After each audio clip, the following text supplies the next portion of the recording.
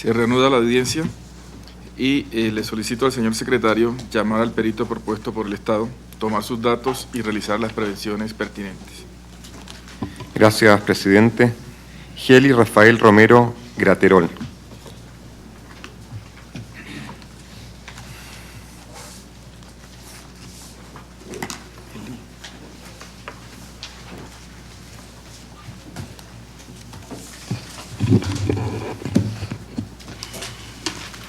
Buenas tardes. Buenas tardes. Solicito al señor perito manifestar ante la Corte su nombre. Eli Rafael Romero Graterol. Nacionalidad y lugar de residencia. Venezolano, Caracas, Venezuela. Muchas gracias. El experto deberá limitarse a contestar clara y precisamente las preguntas que se le formulen, ajustándose a los hechos o circunstancias que le consten en relación con su experticia. Se le informa que fue citado por la Corte para pronunciarse sobre un análisis comparativo del procedimiento de concesiones de uso del espectro radioeléctrico a nivel internacional y los estándares internacionales sobre las concesiones otorgadas. Se informa al señor perito que, de acuerdo con el artículo 53 del reglamento de la Corte, los Estados no podrán enjuiciar a las presuntas víctimas, a los testigos y a los peritos, a sus representantes o asesores legales, ni ejercer represalias contra ellos o sus familiares, a causa de sus declaraciones, dictámenes rendidos o su defensa legal ante la Corte. Solicito al señor perito que se ponga de pie para que el presidente le tome el juramento de rigor y a la audiencia también, por favor. Señor Eli Rafael Romero Graterol, ¿jura o declara solemnemente que ejercerá sus funciones de perito con todo honor y toda conciencia? Por favor, tome asiento. Señor perito, se le informa que tiene un espacio máximo de 10 minutos para hacer una presentación general del objeto de su experticia. Por favor, adelante. Perfecto. Bueno, el sistema normativo técnico jurídico del régimen de las telecomunicaciones se encuentra fundamentado en recomendaciones de las organizaciones internacionales con carácter global y multilateral. En virtud de la necesidad de la utilización de recursos que son limitados y escasos en el sector y para garantizar el desarrollo del uso por parte de los países, la comunidad internacional se organizó para establecer y planificar reglas y recomendaciones técnicas para garantizar el uso pacífico, racional, eficiente y sin perturbaciones de estos recursos que se usan en las telecomunicaciones. Para el logro de estos objetivos, la comunidad internacional ha celebrado tratados, convenios y acuerdos multilaterales cuya extensión territorial es casi mundial. Las organizaciones que inciden en el sector de las telecomunicaciones son la Unión Internacional de Telecomunicaciones y la Organización Mundial del Comercio, siendo esta última la que más influyó en el cambio de manera de gestionar y explotar el sector de telecomunicaciones en el mundo. La OMC, por medio del tratado del cuarto protocolo en el Acuerdo General sobre el Comercio del Servicio de Servicios Generales, hizo mención a unos cambios, unas condiciones nuevas para desarrollar y gestionar el sector y la explotación del servicio de telecomunicaciones. Sus elementos más relevantes fueron un contenido normativo sobre las cláusulas de la nación menos favorecida para evitar tratos favorables a los miembros de este convenio. La liberalización de las telecomunicaciones, el marco regulatorio mínimo en materia de telecomunicaciones, especialmente sobre elementos como salvaguardar la libre competencia, garantías del acceso e interconexión de las redes dominantes o establecidas, transparencia en los procedimientos de concesión de títulos para la prestación de servicios de telecomunicaciones. Igualmente, la creación y establecimiento de autoridades de regulación independientes con cometidos y funciones específicas. Por otra parte, se encuentra la Unión Interamericana de Telecomunicaciones, un órgano adscrito a la Organización de Naciones Unidas, siendo una organización la más importante en tratar temas de tecnologías de información y comunicación. Está conformado por 193 países miembros del sector público y 700 entidades del sector privado. Esta organización internacional tiene como objetivo la cooperación, articulación y edición de normas técnicas que coadyuven a la coordinación sobre materias de telecomunicaciones en los Estados miembros. El convenio, estas funciones que tiene la Unión, entre las más importantes está la colocación y uso apropiado del espectro radioeléctrico, la coordinación y asignación de posiciones en la órbita gestacionaria, recomendaciones de estándares técnicos internacionales y definir los servicios de telecomunicaciones. Sus normas se aplican en conformidad a las reglas establecidas para los tratados multilaterales, pero sin embargo también tienen carácter vinculante si el régimen local o la legislación nacional los remite al cumplimiento de sus recomendaciones. En cuanto a las fuentes que utiliza la OIT, el Organismo Internacional de Telecomunicaciones, para guiarse y cumplir sus objetivos, está por supuesto la Constitución de la OIT, donde establecen los principios y objetivos del órgano y estructura básica de la Unión. El convenio de la OIT, que contiene normas de procedimientos de funcionamiento interno en desarrollo de los objetivos generales de la Unión. Y por último, los reglamentos administrativos, el cual es producto de todas las conclusiones de las conferencias internacionales de los 3 sectores que se desarrollan en la OIT. Sus normas y recomendaciones solo tienen eficacia normativa, pero también se han utilizado para carácter interpretativo, en búsqueda de mantener la uniformidad y armonización entre los objetivos y fines que busca la OIT. En cuanto a la gestión del sector de telecomunicaciones, los Estados miembros tienen estos siguientes principios que se han establecido en casi todas las normativas que ellos generan. Se han establecido entonces principios orientadores para desplegar la gestión nacional de los miembros. Obligaciones de servicio público o servicio universal, la protección de los derechos a la comunicación y sus servicios básicos, protección de los usuarios, uso eficiente de la infraestructura, sus recursos escasos y limitados, la libre competencia y promoción para el desarrollo del sector. En su calidad de coordinador de los gobiernos y de una parte del sector privado, la función de la OIT abarca 3 áreas fundamentales o 3 sectores: las radiocomunicaciones, la normalización y desarrollo. El sector de normalización es el encargado, por medio de la Oficina de Normalización, de elaborar normas técnicas y estándares para recomendaciones en estos puntos. Sin embargo, no son de carácter obligatorio hasta que los Estados miembros hagan su remisión en su respectiva ley. El sector de la radiocomunicación es encargado de elaborar los reglamentos de radiocomunicación. Se ocupa de los aspectos relativos al reparto o la coordinación del reparto del espectro radioeléctrico, tanto terrestres como espaciales, procurando su coordinación para evitar interferencias perjudiciales en el uso de este servicio. Sector de desarrollo de telecomunicaciones, también por medio de una oficina llamada Desarrollo de Telecomunicaciones, cuyo fin es promover la cooperación y la normalización efectiva de los diversos sectores. La OIT utiliza 2 reglamentos principales para lograr esa coordinación: Reglamento de Telecomunicaciones Internacionales y el Reglamento de Radiocomunicaciones. Siendo el sector de radiocomunicaciones donde se desarrolla todos los aspectos sobre el manejo y administración del espectro radioeléctrico, necesarios para el ejercicio de las actividades de telecomunicaciones, así como el correspondiente reparto del espectro en cuanto a la frecuencia radioeléctrica, tanto terrestre como espacial, y su órbita geoestacionaria de los satélites. Es por medio de su reglamento de radiocomunicaciones que se establecen recomendaciones y propuestas de normas para la gestión y administración del espectro radioeléctrico de los Estados miembros. Igualmente se orienta sus planes, planificaciones y licencias para la utilización de su frecuencia. Estos reglamentos tienen entre sus recomendaciones, para el caso que nos ocupa, 3 elementos, que son la función reguladora para el otorgamiento del espectro radioeléctrico, la característica es la licencia y los procedimientos. Son los únicos 3 temas que, por el caso que estamos llevando, voy a mencionar, por la brevedad del tiempo. En relación a estos, tienen unas características para los entes reguladores en caso de la generación del espectro radioeléctrico, de la gestión.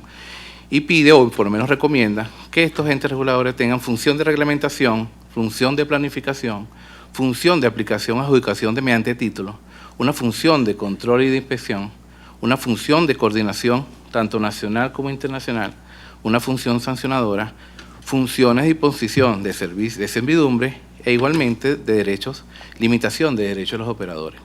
Y por último, una función de alimente y de asesoría. Se supone entonces que los estados con estas recomendaciones montarían, o por lo menos lo incluirían en sus órganos reguladores en sus estados, en su nación.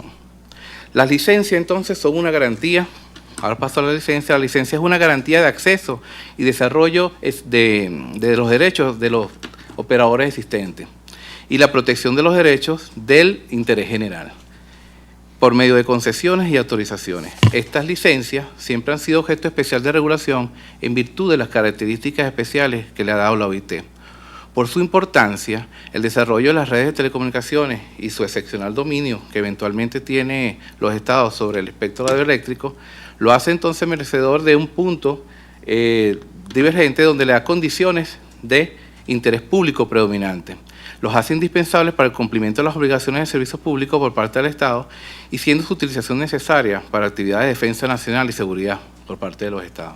Pero aparte, el espectro radioeléctrico es valioso y principal para el despliegue de los servicios públicos de difusión que el Estado debe proveer a los ciudadanos en condiciones especiales de ejecución, en virtud de los múltiples derechos concentrados de los usuarios en este servicio.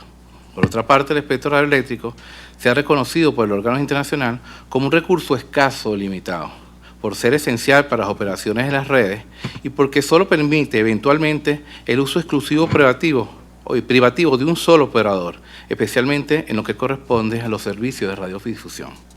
Por estos motivos, por su carácter limitado, se imponen aplicaciones y reglas especiales para su uso adecuado, por lo que se ha recomendado diferentes tipos de procedimientos para su asignación, a saber, las más comunes, la licitación y la adjudicación directa, las cuales están dependiendo de la selección de tipos de procedimientos adjudicatarios, de la cualidad y la cantidad de la porción disponible del espectro radioeléctrico a subastar.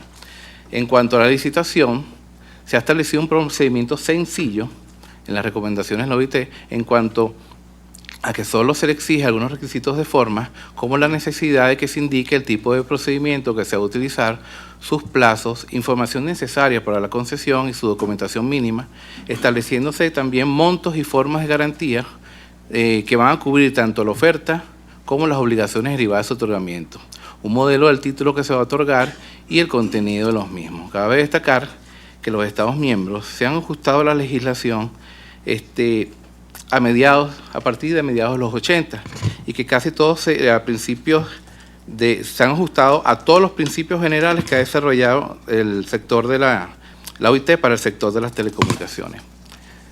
Es todo por acá. Muchas gracias, señor perito. Se le concede la palabra a los señores representantes del Estado para que realicen sus preguntas. Gracias, presidente. La pregunta la va a formular la doctora María Alejandra Díaz.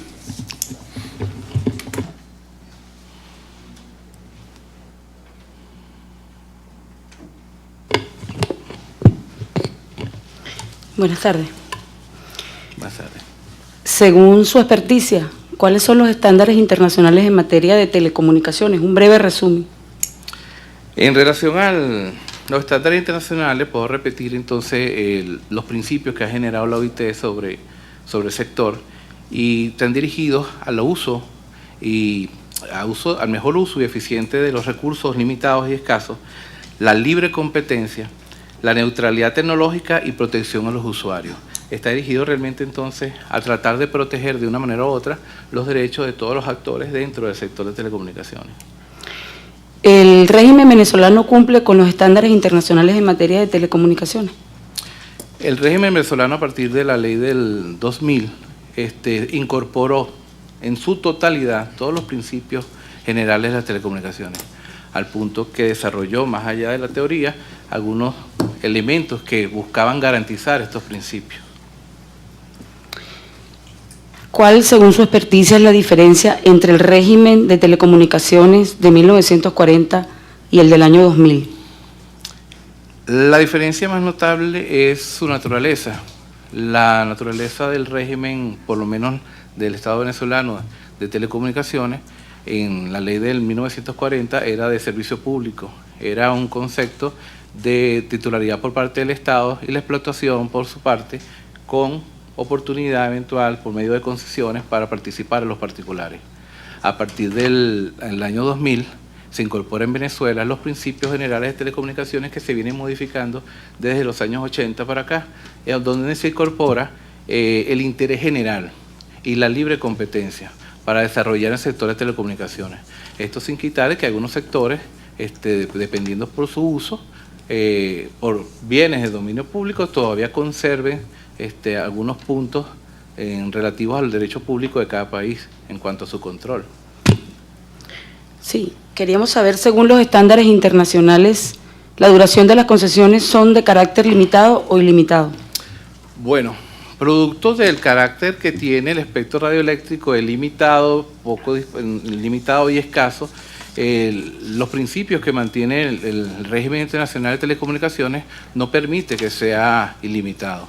Esto producto de que la oferta o lo que se intenta es que se pueda desarrollar dentro del sector la oportunidad de participar varios operadores, y también se incluye en este tipo de limitaciones que el espectro radioeléctrico tiene que usarse de la mejor manera, lo más eficiente, y evitar las concentraciones económicas o posiciones de monopolio, porque fue uno de los cambios más relevantes que tuvo las telecomunicaciones por lo menos en Venezuela del año 40 al nuevo, que era un monopolio en el sector. Gracias. Con base a sus conocimientos en la materia, ¿puede decirnos, al menos citarnos algunos ejemplos en los distintos países con respecto al tiempo de duración en las telecomunicaciones? Bueno, sobre ese punto, si me permite, señor magistrado, usar un apoyo acá. Yo tenía algo sobre ese punto, pero lo que quería es retomar el tema de que normalmente, o las condiciones económicas, recomendaciones económicas de la OIT siempre orienta a que la operación de telecomunicaciones tiene especie de estudios sobre el destino de la operación. Entonces eso hace que las empresas dentro del área de telecomunicaciones tengan más o menos certeza de qué tiempo tienen retorno de su inversión. Y es por eso entonces que, a cambio de lo que era antes la concesión, es posible que consigamos operaciones que pudieran tener como concesión 5 años, pues la rentabilidad en esa operación puede darse en menos de 2 años, 2 años y medio. Y en caso de lo que menciono acá, el caso de Colombia, Costa Rica, Chile, su promedio está entre 10 y 25 años. Pero en muchos países la opción es entonces ser renovable, o hasta 15 años como el caso de Venezuela, o tener renovaciones de 5 y continuamente ir renovando hasta un tope. Lo que sí, por lo menos el más relevante, es el caso de Chile, donde tiene 25 años como tope. Puede tener renovaciones más cortas, pero como tope no puede pasar de 25 años. Puede tener 2 y una de 15 y una de 10, pero no pueden pasar de 25 años. Lo que quiero ratificar con esto es que es muy, por lo que se espera y el recurso que se está hablando y lo limitado que es, no tiene permanencia, no es una concesión de por vida. Según su experticia, el retorno con respecto a la inversión en el tema de telecomunicaciones puede variar. ¿Cuántos años serían necesarios para recuperar esa inversión? Si nos apartamos un poco del sector de radiodifusión, que dependiendo de la frecuencia, su territorio donde va a impactar, el resto de las empresas de telecomunicaciones, por lo menos las de móvil, tienen por costumbre utilizar a sus números de trabajadores y la cantidad de usuarios que atienden. Entonces eso hace más o menos que se establezcan en estos modelos, que le llaman modelos eficientes, una estructura básica para su manejo. Por ejemplo, en el sector de telecomunicaciones se monta una estructura para 3 millones de usuarios con la misma fuerza y la misma inversión que como para 5. Esto, como se trabaja en economía en escala, entonces se tiene una proyección mínima de cuánto él debería tener en retorno en el transcurso de 5 o 4 años, y la operación duraría, podría proyectarse cuál es su crecimiento. ¿Por qué esto es importante?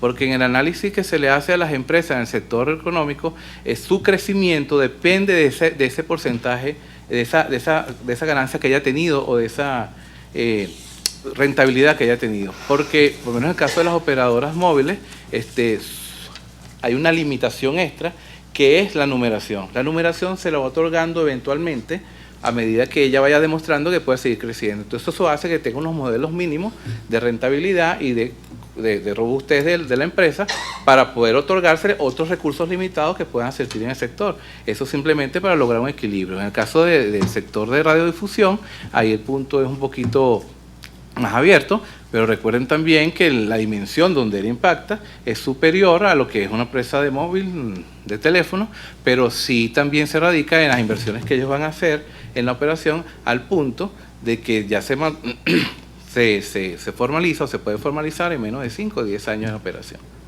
Pero en principio ya en 3 años de operación, con los modelos de negocio que se están trabajando, debería tener su retorno, dependiendo también, porque debería crecer también en una localidad y después ir creciendo y ir otorgándose frecuencias a medida, para que crezca a nivel nacional, pero a medida que ella vaya demostrando que tiene más capacidad. Gracias. Según su experticia, ¿pueden las concesiones en materia de telecomunicaciones pasar a formar parte del patrimonio de una empresa? Bueno, como comentaba, el recurso es limitado. Esto organizó un movimiento internacional para poderse proteger ese recurso, entonces sería ilógico que ella pudiera eventualmente tener su propiedad. Conceptualmente, la OIT lo maneja como un recurso natural, apropiación de la humanidad, al punto de que así se maneja, y por eso estamos en la comunidad internacional, se trabaja la regulación para proteger a todos los usuarios, no solo los sectores, sino de toda la comunidad mundial al uso de ese recurso. Gracias. Según su experticia, ¿cuál era la situación en el mundo respecto a concesiones, renovaciones o cierres para el año 2007? Me permito otra vez solicitar permiso para usar un apunte. Calculando, haciendo un análisis del 2000 hasta el 2010, que es la fecha en que estamos analizando el punto o la fecha del caso, haciendo una revisión de 14 países, teníamos para esa fecha, para ese periodo, 6 concesiones no renovadas, 100 revocadas, 83 clausuradas y 5 sancionadas. En principio, varían por incumplimientos técnicos en algunos, otros varían por incumplimientos de deberes formales, pero la mayoría de las renovaciones, o por lo menos la más relevante, o la mayoría que se nota por lo menos en un país, es el rechazo, porque hay varios tipos de continuar la habilitación. Hay unas que se vencen y simplemente no la renuevan, hay otras que tienen el mecanismo de renovación solicitando la prórroga, y en ese caso tenemos la mayoría, tenemos en total 6 no renovadas, pero las revocadas también algunas entran en ese grupo de no renovadas porque simplemente se le venció su término y ya simplemente no tienen el mecanismo de solicitar una prórroga. Los países en cuestión, por lo menos para el estudio que tengo acá, es Colombia, Costa Rica, Brasil, Bolivia, Argentina, Paraguay, República Dominicana, Uruguay, Canadá, España, Inglaterra, Estados Unidos y Panamá. Sí.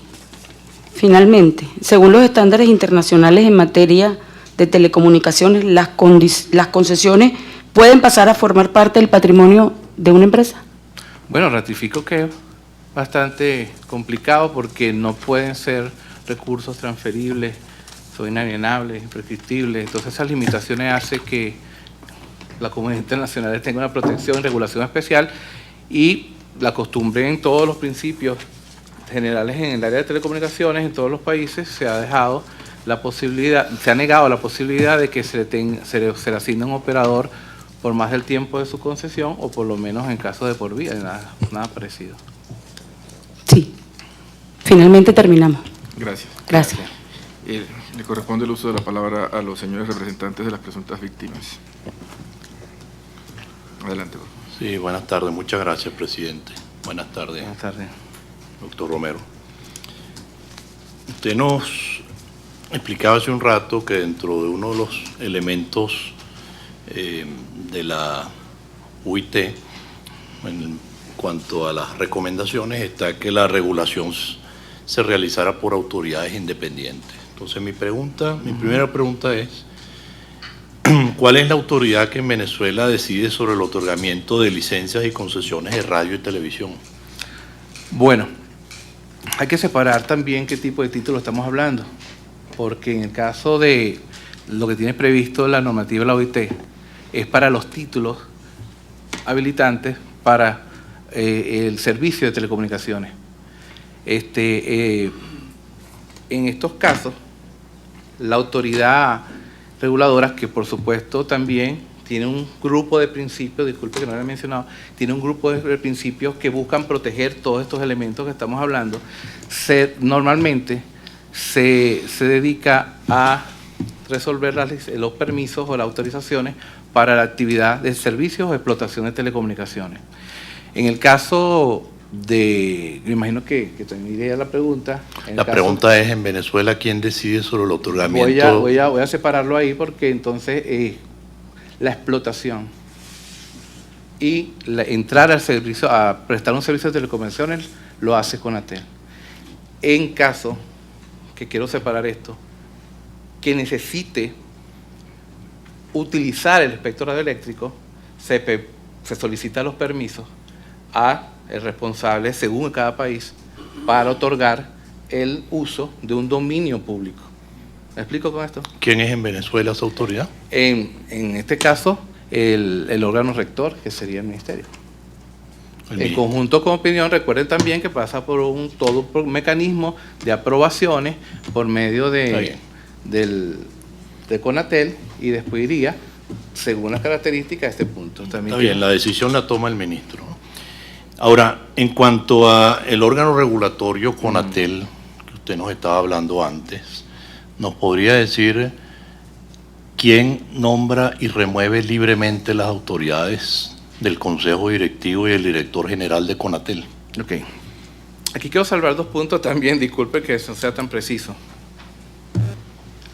Lo que quise indicar anteriormente con el órgano rector es cuando son servicios públicos de radiodifusión, que es lo único que es reservado que tiene la ley para esto. El resto de los servicios que usen espectro radioeléctrico lo maneja directamente Conatel. Como estamos hablando de este punto, en cuanto a la autoridad, Conatel es una autoridad, es un instituto autónomo, por supuesto con autonomía e independencia, y pertenece y está dentro del esquema de la ley de administración pública. En estos casos, normalmente ellos tienen un órgano de adscripción y según la materia, ese órgano de adscripción podrá tener la posibilidad de designar su cuerpo o su grupo colegiado para la dirección de la institución. Bueno, ¿conoce usted entonces quién nombra y remueve libremente a las autoridades? Objeción, presidente. Esa no es materia de la exposición del testigo. El testigo dice aquí que va a declarar sobre el procedimiento de concesiones del uso del espectro radioeléctrico a nivel internacional y los estándares internacionales sobre las concesiones otorgadas. Ese es el tema de exposición.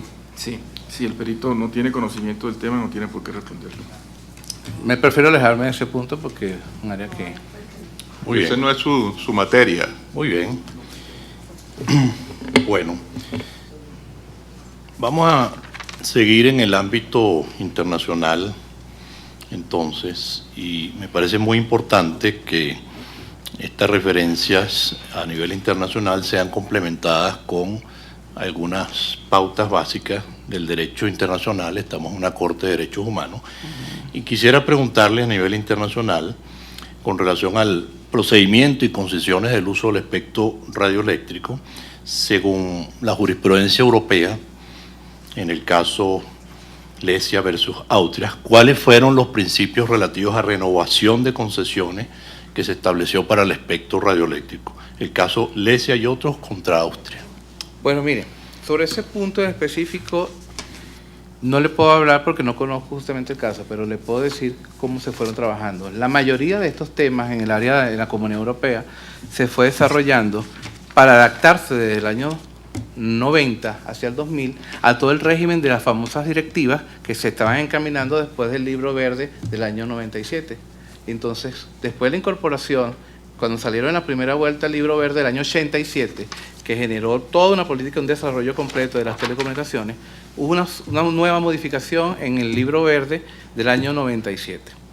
En el Libro Verde del año 97 se incorpora lo que le llama la convergencia de todos los servicios. Y es a partir de ahí, con el arribo del año 2002, del cambio de todas las directivas de la Comunidad Europea, donde se empiezan a generar nuevos cambios en el sector de telecomunicaciones.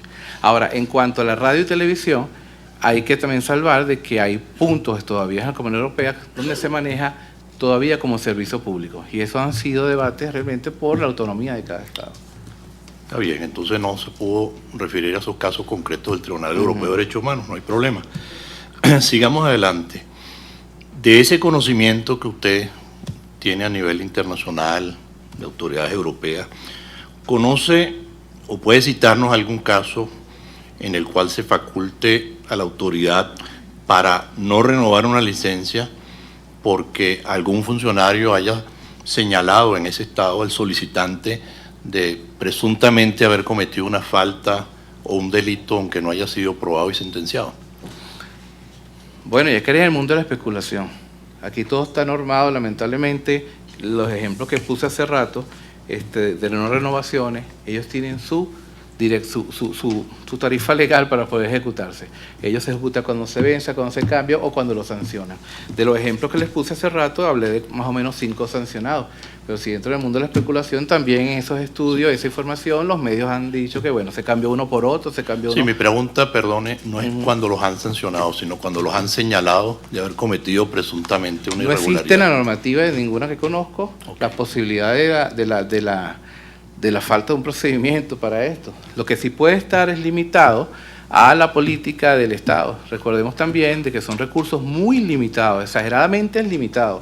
Y posiblemente en el caso de Venezuela, la democratización del espectro radioeléctrico y el gran debate de todo el mundo de las telecomunicaciones, que es la gran lucha entre el derecho a la comunicación y la información y al derecho económico, que es el que se ejecuta acá, normalmente y en todas las decisiones a nivel internacional y nacionales, por lo menos en Venezuela, han favorecido, y la tendencia es a superar siempre los límites de todos los derechos en temas de telecomunicaciones, son los derechos de los usuarios. Perfecto. Entonces, en consecuencia, es muy difícil que haya libre albedrío para estos temas Muy bien, muchas gracias. Vamos a seguir a la siguiente pregunta.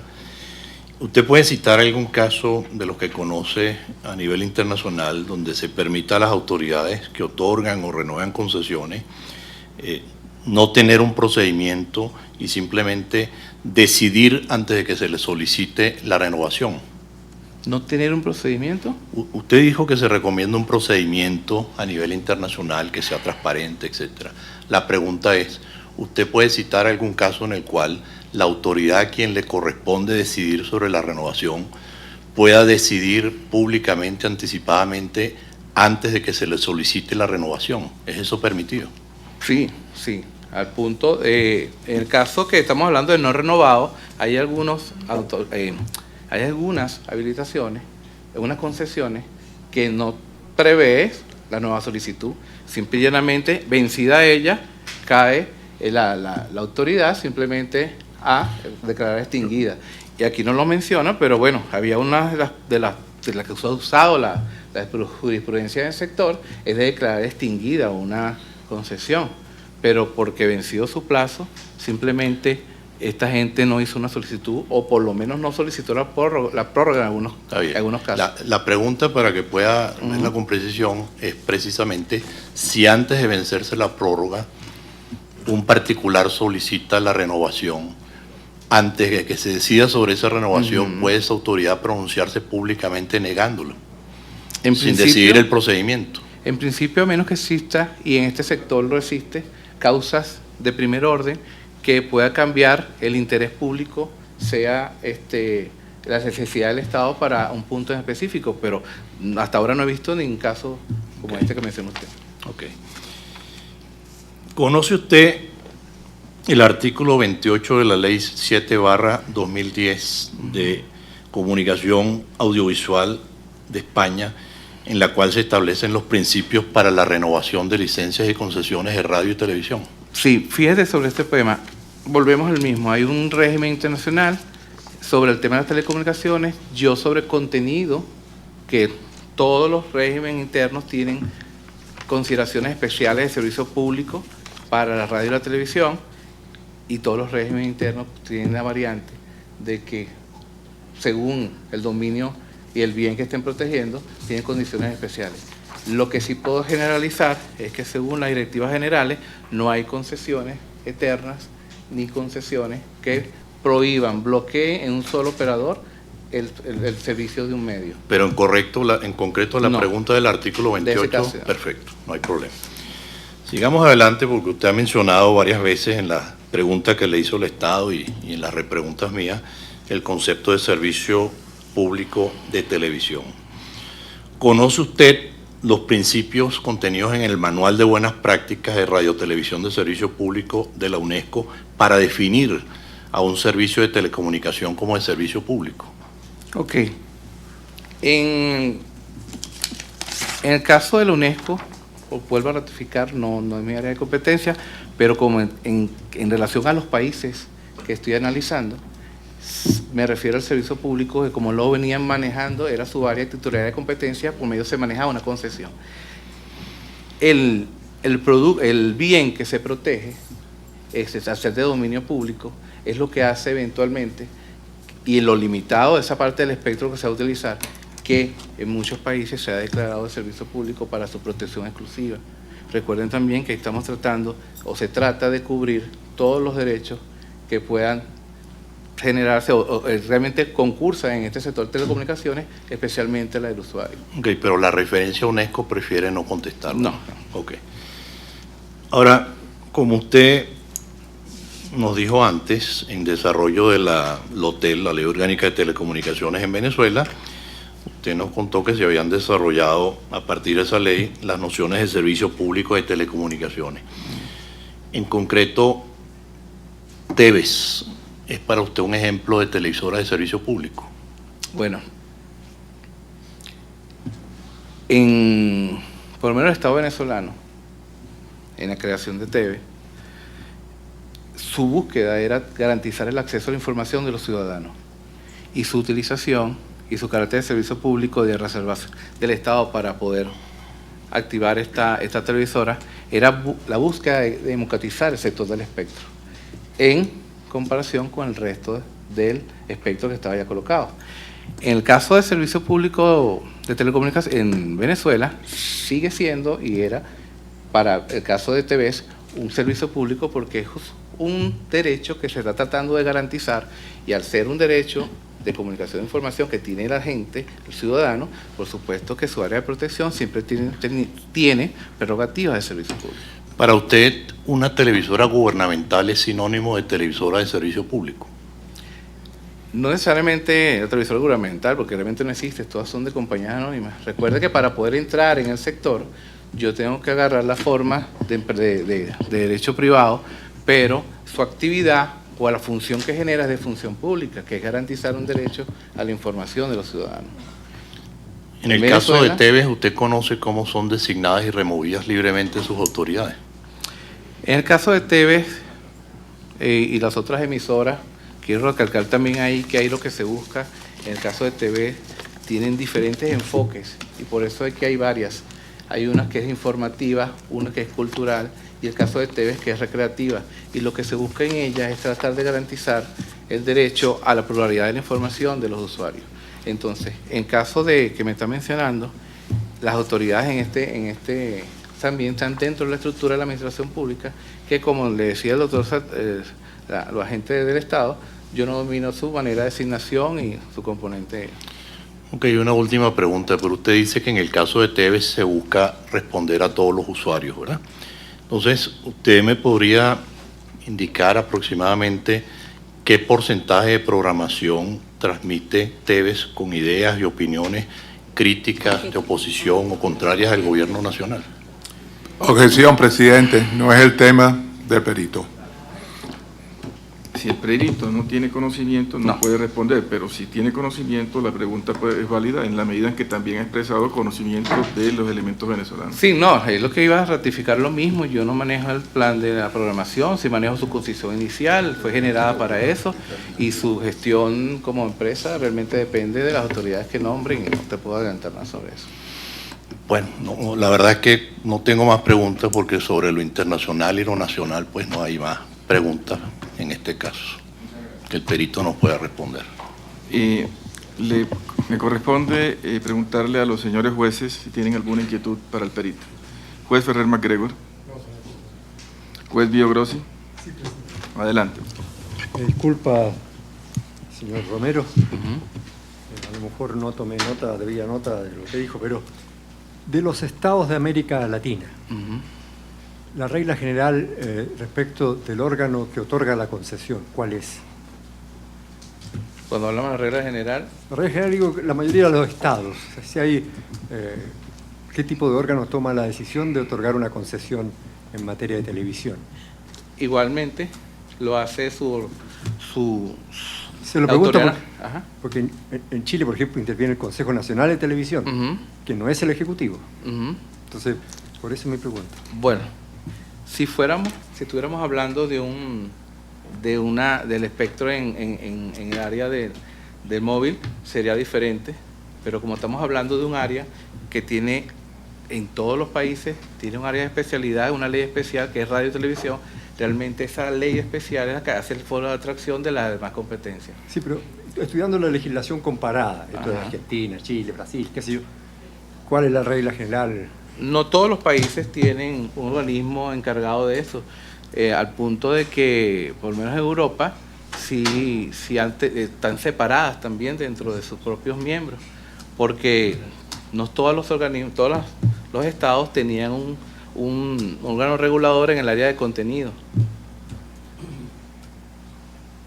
Lo que estoy tratando de buscar, No, sí. por el acuerdo que usted dice aquí, estándar internacional, estoy tratando de buscar, Ujú.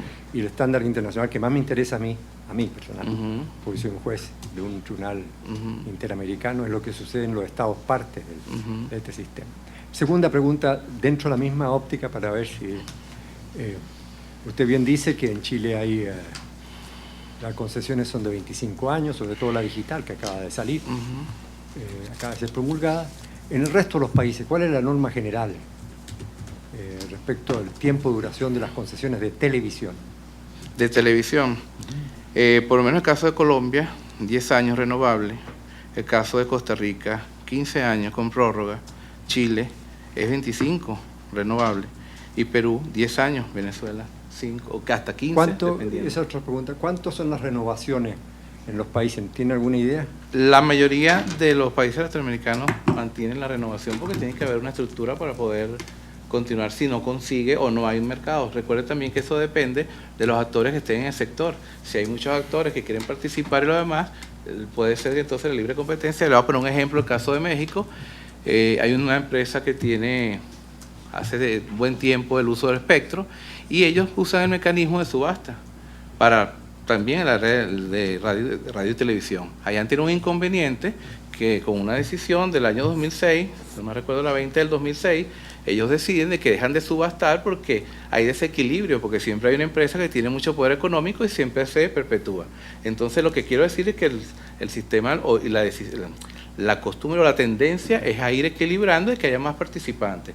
La estructura montada de la nueva ley de telecomunicaciones es a promover la libre competencia y por supuesto a promover el desarrollo del sector y eso incluye nuevos actores. Casi me respondió la última pregunta, si me permite hacer. Disculpe si no leo. Es que la norma general también dentro de los estados latinoamericanos es el otorgamiento de concesión por concurso público o por decisión de la autoridad. El mecanismo, como mencionaba en mi exposición, de licitación o subastas y adjudicaciones directas, va a depender del espacio que tenga del espectro, por lo menos Pero la norma general. Sí, dependiendo del espacio, por lo menos en Europa hay 3 espacios nada más para privados. Aquí depende de la extensión del país, por supuesto también del grupo de operadores. En Venezuela es bastante cerrado.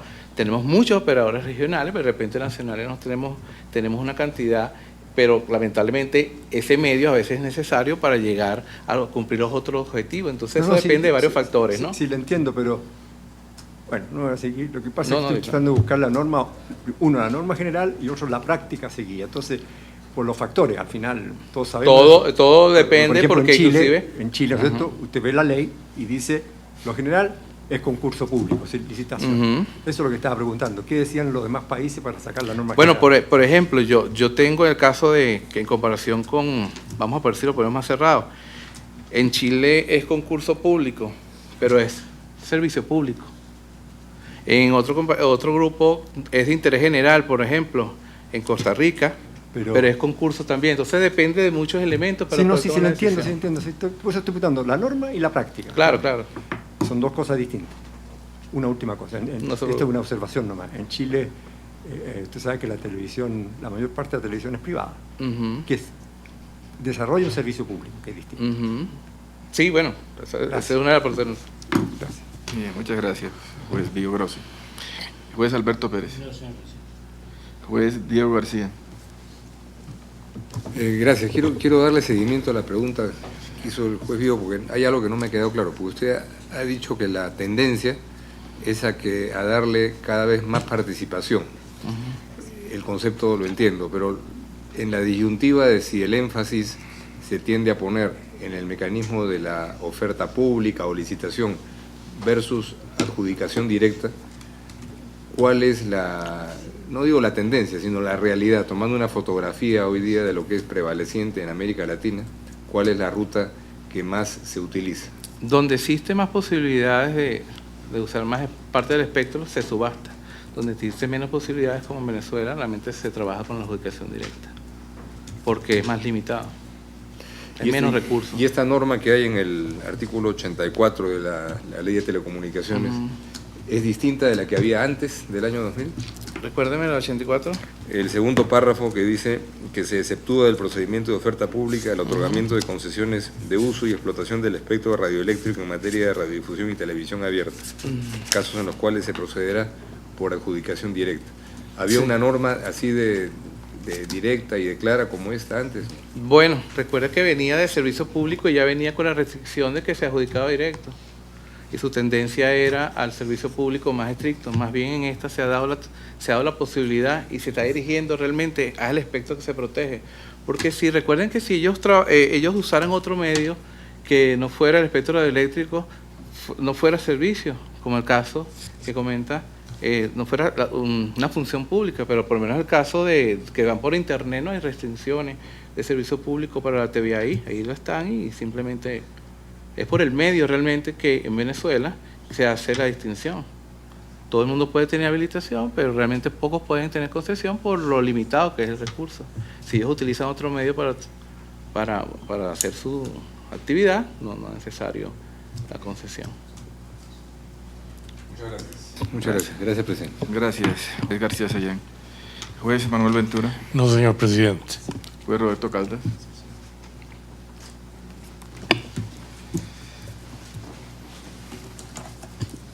Boa tarde. Buenas tardes. Si quieres utilizar el micrófono, ¿no? Vecino. Boa tarde, senhor Romero. Por favor, apenas um esclarecimento. Ya. Sim?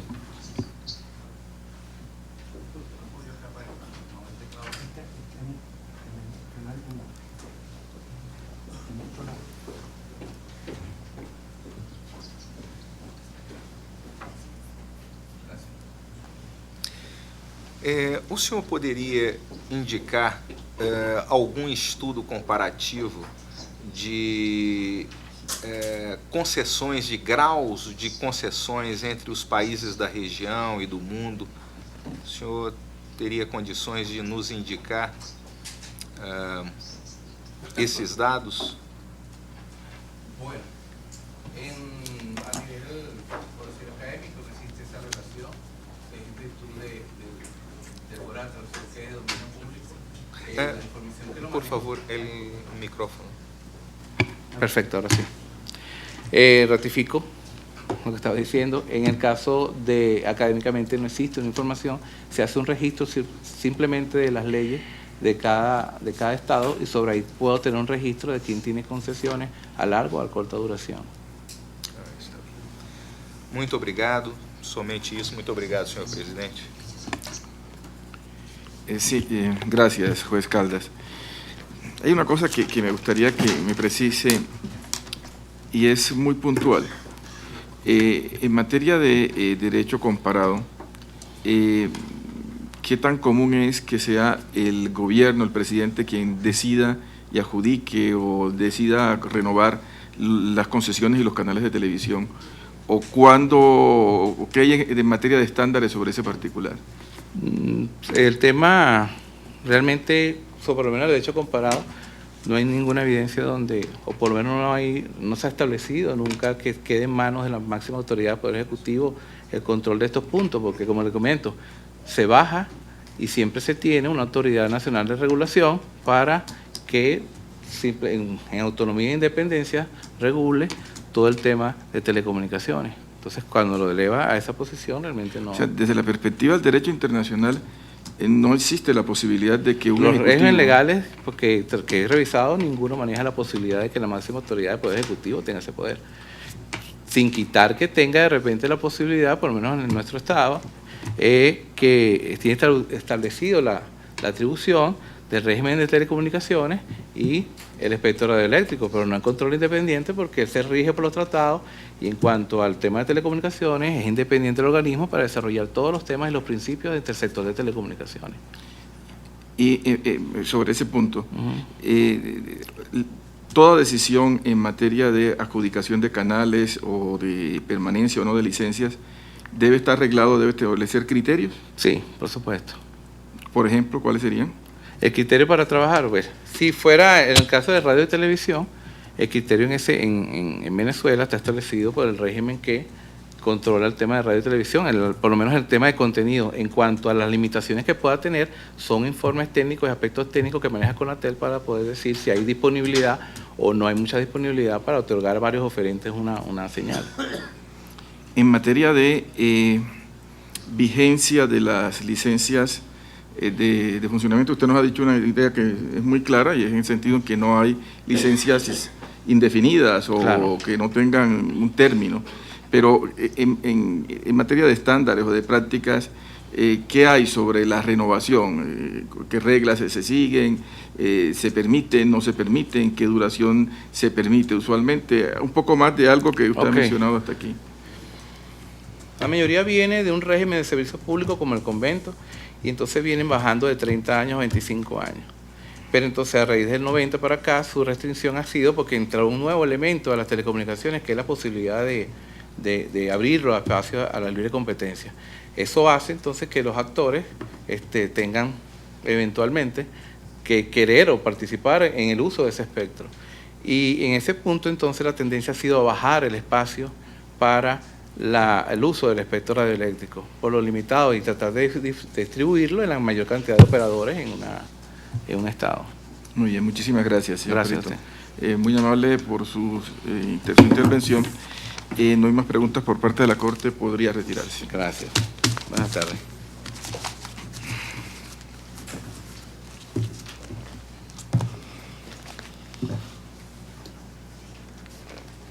Le solicito al señor secretario que llame al siguiente perito, tomar sus datos y realizar las prevenciones pertinentes. Gracias, presidente. Domingo García Belaunde.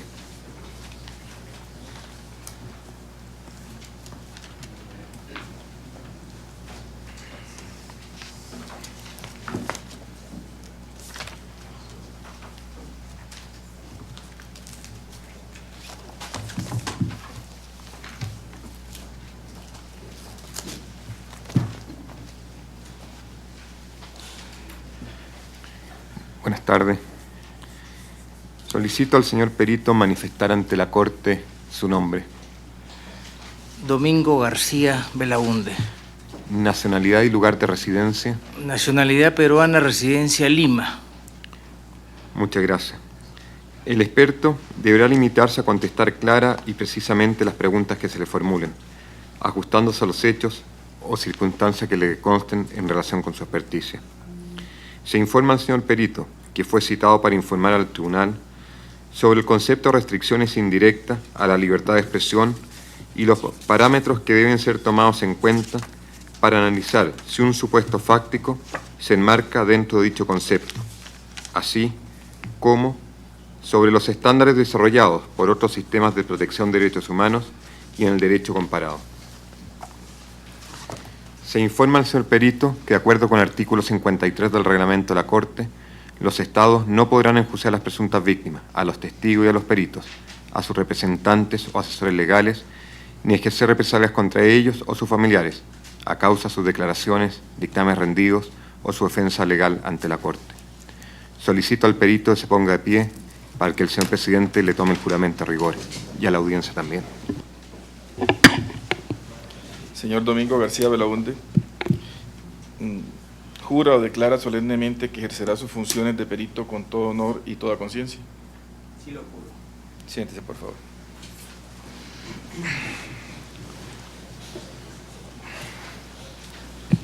Se le informa al señor perito que tiene un espacio de 10 minutos para hacer una presentación general sobre el objeto de su experticio. Por favor, proceda. Gracias, señor presidente. Tomo nota del tiempo que se me ha asignado y, por supuesto, quiero agradecer el inmenso honor que significa haber sido convocado a esta Corte en un caso tan especial como este, vinculado con la libertad de expresión. Como mi peritaje es de derecho, voy a hacer una, explicación somera y desde el punto de vista genérico, teórico, sin aterrizar en los hechos, no solamente porque no debo hacerlo, sino porque no los conozco como los conocen otros, aunque si eventualmente eso pudiera hacerse, en algún momento lo haría.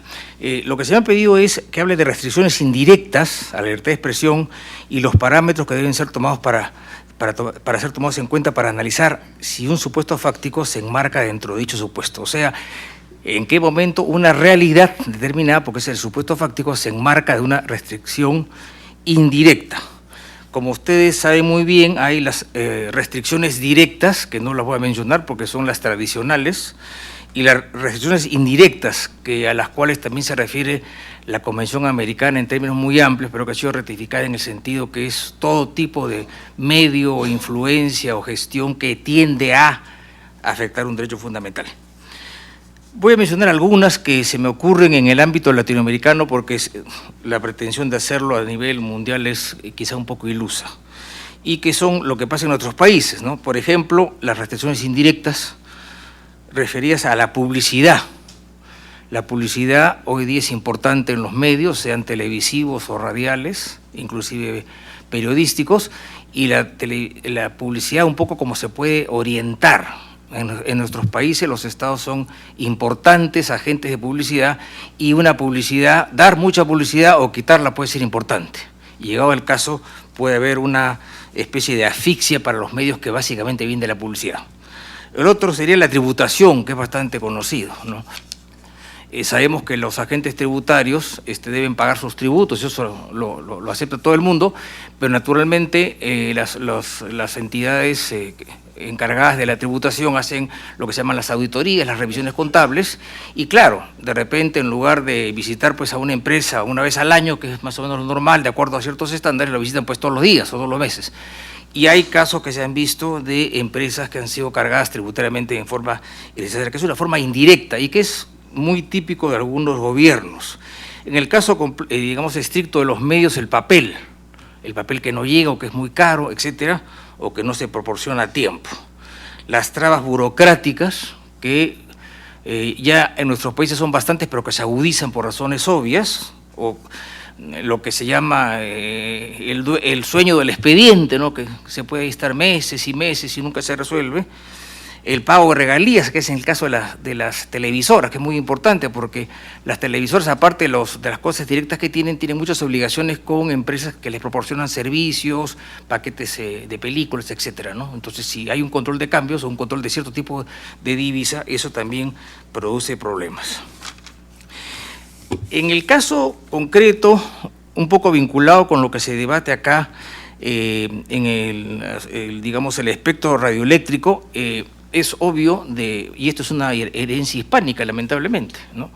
De que todo lo que son medios naturales normalmente están vinculados al Estado. Por ejemplo, el subsuelo es del Estado, el mar es del Estado. En nuestros países el Estado da concesiones mineras, por ejemplo, ¿no? Eso viene ya de la colonia y nos ha quedado, no sé por qué, pero ahí está. Entonces, el Estado es un poco el administrador de estos espacios o estos espectros, por razones obvias, y más aún antes, cuando estos espectros eran limitados. Hoy día se han aumentado considerablemente. Y el papel de los estados normalmente es darlo esto a los particulares. Normalmente el Estado se reserva generalmente una sola línea, en el caso de televisión, un solo radio. En mi país es uno solo, por ejemplo. Y hay algunas grandes empresas como la BBC de Londres, que es estatal y es una sola. Pero aquí puede haber sí una una especie de limitación indirecta en el sentido que las concesiones tienen que ser de un plazo razonable, porque esto requiere una inversión y la inversión requiere ser recuperada. Entonces estamos hablando de promedio entre 10 a 15 años o más. A su vez, lo normal es que las concesiones sean renovadas. ¿Por qué? Porque si el problema es que hoy día la libertad de expresión está unida, por lo menos en el asunto de las televisoras, con un mínimo de capital. O sea, si no hay inversión, simplemente no se puede llevar a cabo ese tipo de medios, lo cual no significa que sea lo determinante, sino que esa es la realidad. Entonces, hay un plazo determinado, luego hay un fin de la concesión y normalmente lo frecuente es que la concesión se renueve a la misma persona que lo está usufructuando. En algunos países se habla de renovación automática, pero esto hay que verlo entre comillas, porque no es automático, sino que está supeditado a determinadas pautas. Pero normalmente lo que se hace es que se da la renovación a la misma persona o el titular que la tiene, pero naturalmente con un filtro o análisis de lo que está pasando, si ha cumplido los requisitos, perfecto. En caso de que no se conceda esta renovación, lo normal es que ese espacio se dé a otro titular que compita. Y naturalmente si el titular no tiene las condiciones necesarias para continuar en esa frecuencia, no se le da la concesión. Yo en lo personal tenía un caso profesional en el cual no se le dio a una empresa la renovación porque simplemente tenía problemas societarios, tributarios y simplemente no se le dio. Pero hubo un procedimiento expedito, hubo un petitorio, hubo un contradictorio, se demostraron pruebas y luego de este procedimiento en el cual hubo un debido proceso, se hubo un acto administrativo y normalmente esto puede ser impugnado en la vía judicial.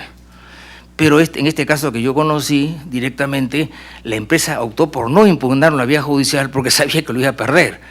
Acá hay dos problemas. Por un lado, que la administración de estas frecuencias o de lo que son los medios de radio y televisión sean independientes. Pueden estar fuera del aparato del Estado, de los ministerios o adentro, porque sean independientes. Y por otro, la garantía básica, en mi opinión, es que el Poder Judicial también sea independiente, o sea, independiente del poder político, que es la primera independencia que hay que buscar. Finalmente, lo que quisiera decir es que en todos estos casos lo que hay es una reglamentación administrativa que establece lo que es la renovación y el uso de la concesión, cómo hay que hacer para la renovación, los plazos que se vencen, los requisitos, y normalmente lo que tiene el titular es un derecho de preferencia o una opción, por así decirlo. No es que tenga el derecho asegurado. O sea, no tiene derecho que le den en la frecuencia, no, tiene un derecho de preferencia y si hay otros titulares que compiten, pues simplemente se compite. Pero el que es titular tiene un plus para poder acceder a eso.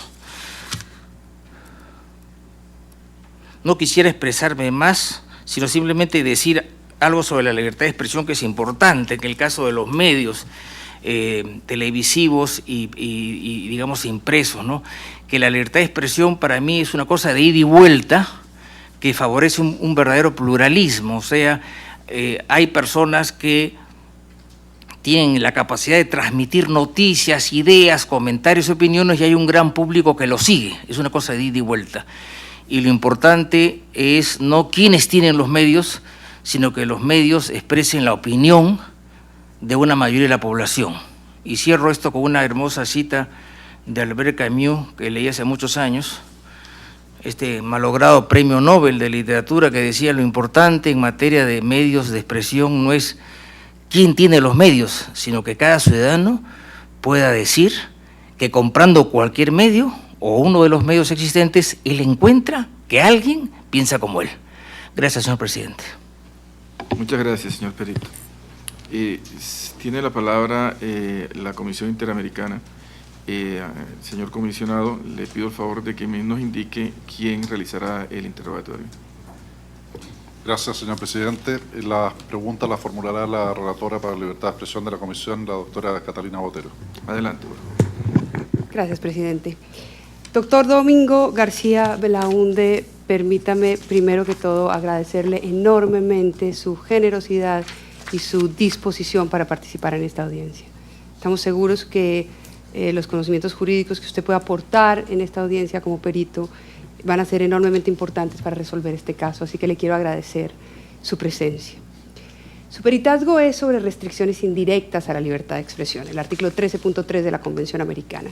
Y usted ha puesto una serie de ejemplos sobre restricciones indirectas en el ámbito de la libertad de expresión y en particular en el ámbito de la radiodifusión. Déjeme volver un poco atrás y preguntarle, ¿qué se podría entender por mecanismos indirectos de restricción de la libertad de expresión? ¿De qué hablamos conceptualmente cuando hablamos de mecanismos indirectos para restringir la libertad de expresión? Bueno, hablamos en ambos casos de que lo que queremos es restringir o anular la libertad de expresión, y yo diría que el concepto de indirecto se entiende como contrario a lo directo. O sea, lo directo, por ejemplo, sería pues la captura de un medio por la fuerza policial, ¿no? Eso es de frente. Lo indirecto es aquello que guarda las formas y por medios un poco controvertidos y sutiles se desvía el uso del derecho para buscar fines ilegítimos, ¿no? Dejando una especie de color de legalidad hacia afuera, pero en el fondo desconociendo el fin que eso se propone. Y eso hay en todos los derechos, no solamente en la libertad de expresión, pero en los momentos actuales eso es algo importante y además es lo moderno, ¿no? Gracias, profesor Domingo García Belaúnde. Si la restricción indirecta es el uso del poder del Estado, usted dígame si entendí mal su respuesta, es el uso del poder del Estado pero para fines distintos, para comprometer los derechos, en particular en este caso estamos hablando de la libertad de expresión, ¿cómo hacemos para distinguir entre el uso legítimo de una facultad estatal? Usted, por ejemplo, habló de inspecciones tributarias y habló de otro tipo de atribuciones estatales que pueden ser legítimamente utilizadas. ¿Cómo hacemos para distinguir si estamos en un caso en donde el Estado utilizó de manera legítima las facultades que el derecho le otorga para cumplir sus fines o, por el contrario, estamos en un caso de restricciones indirectas, es decir, de desviación de poder con la finalidad de limitar, restringir, violar la libertad de expresión? Yo diría que eso está, y podemos distinguirlo, o mejor dicho, identificarlo. O sea, el Estado actúa evidentemente, y actúa o debe actuar legítimamente. Entonces, ¿cómo sabemos cuándo actúa ilegítimamente? Yo diría que por las acciones y por el fin que se persigue. Si, por ejemplo, en el ámbito tributario, la agencia estatal de recaudación tributaria acostumbra que a las empresas importadoras las revise 2 veces al año, porque ellos tienen pues todos sus programas y sus planes, y las revisan pues a una de ellas, no a todas, sino a ellas todos los meses, y se plantan en la oficina y ahí almuerzan, desayunan y comen, bueno, indudablemente, y si a eso vienen acotaciones y cargos y recargos y cosas que al final la empresa se encuentra ahogada, indudablemente no es un fin noble el que se persigue, sino se busca lo contrario, o sea, se busca asfixiar una actividad. Entonces yo creo que es por el fin, por la forma como se actúa y por las consecuencias que se logran. Profesor, teniendo en cuenta esos 3 criterios, los métodos utilizados, la finalidad perseguida y las consecuencias que se logran, ¿usted consideraría que la no renovación de una concesión de radio y televisión como consecuencia de la línea editorial de un medio de comunicación configuraría una restricción indirecta a la libertad de expresión en términos del artículo 13 o es el uso legítimo de una facultad estatal? Bueno, en principio el Estado puede no otorgar una concesión, eso es evidente, ¿no? Porque eso está aceptado normalmente en las legislaciones de América Latina. El problema es que si se demuestra que esa no renovación tiene un contorno distinto al habitual, no hay una transparencia, no ha habido un procedimiento adecuado y está vinculado con una censura cubierta a una política discrepante del gobierno, indudablemente constituye eso, ¿no? Pero eso habría que verlo en cada caso, O sea, usted entiende que hay que mirar cada caso y que hay que mirar las pruebas de cada caso. Sí, las pruebas de cada caso. Además, digamos, lo que se debe hacer y se hace normalmente cuando no se renueva una concesión es un procedimiento administrativo, para que quede constancia que por qué no se renueva, de repente no se renueva porque no hay una fianza necesaria, no hay una fianza bancaria, o hay un problema societario, de repente tienen, digamos, pasivos superiores a los activos, está virtualmente en quiebra, hay casos que se han visto, ¿no es cierto? Entonces todo eso se analiza, se prueba, y hay al final de ese procedimiento un acto administrativo que ahí queda. Ahora, si cree que es injusto, el particular puede impugnarlo en la vía judicial, que cabe, porque hay un derecho de preferencia y porque el Estado no es, o sea, si bien es el titular, entre comillas, de todo el espectro, sin embargo no tiene por qué disponer de él arbitrariamente, porque el Estado es un servidor del ciudadano, y eso es lo que debe ser. Profesor García Belaúnde, si el Estado es el representante de los ciudadanos y el gobierno está presidido por un presidente que ha sido elegido legítimamente por los ciudadanos, ¿no representa el sentir del pueblo? ¿No puede legítimamente decidir no renovar una concesión porque hay un canal que no le permite actuar, que lo critica demasiado, que no le permite hacer las cosas que considera hacer a él, que ha sido elegido por las mayorías democráticas? ¿No es esa una razón suficiente o es una restricción indirecta de la libertad? No es una razón suficiente, porque esa teoría se aplicaba en la época del absolutismo de los reyes, ¿no? Hoy en día, digamos, el primer servidor del Estado y el primer respetuoso del orden jurídico es el propio presidente. Tanto es así que los presidentes, cuando llegan a un cargo, juran respetar la Constitución. O sea, el presidente que llega a ejercer un mando, lo primero que hace es someterse al orden jurídico.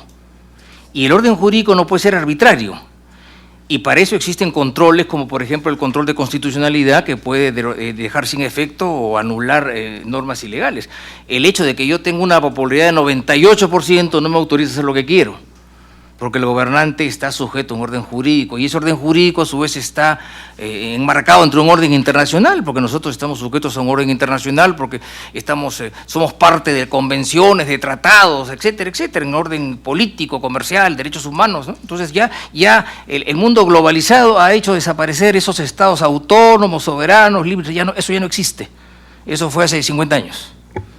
Profesor, de su respuesta yo podría entender que las constituciones democráticas le ordenan a los funcionarios públicos respetar el pluralismo y promover el pluralismo y la tolerancia, y que una decisión administrativa que tienda a suprimir el pluralismo y la tolerancia, por ejemplo, porque no renueva un canal de televisión en virtud de la línea editorial, estaría yendo en contra de la Constitución política, y como estaría yendo en contra, sería una finalidad, digamos, inconstitucional, y por lo tanto sería una restricción indirecta de la libertad de expresión.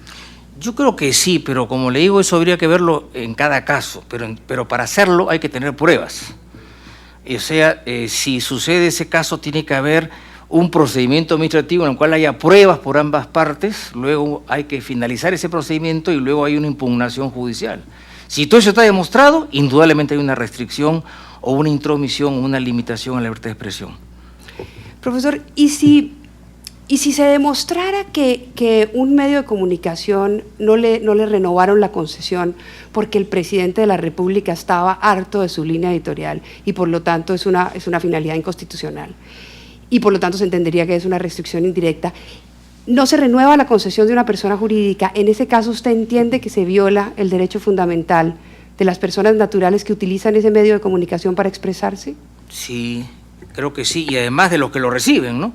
Porque indudablemente un canal, un periódico, una radio se debe a los que están escuchándolo o viéndolo, ¿no? Es un juego de ida y vuelta. Profesor, una última pregunta: ¿cuáles serían las medidas que debería tener un marco institucional para evitar las restricciones indirectas a la libertad de expresión en el ámbito de las concesiones de radiodifusión, y particularmente al momento de decidir la asignación o no de concesiones de radio y televisión? Bueno, internamente se supone que debe haber una reglamentación cuidadosa, digamos razonable, no discriminatoria, con ciertas seguridades para la inversión a largo plazo, etcétera, etcétera.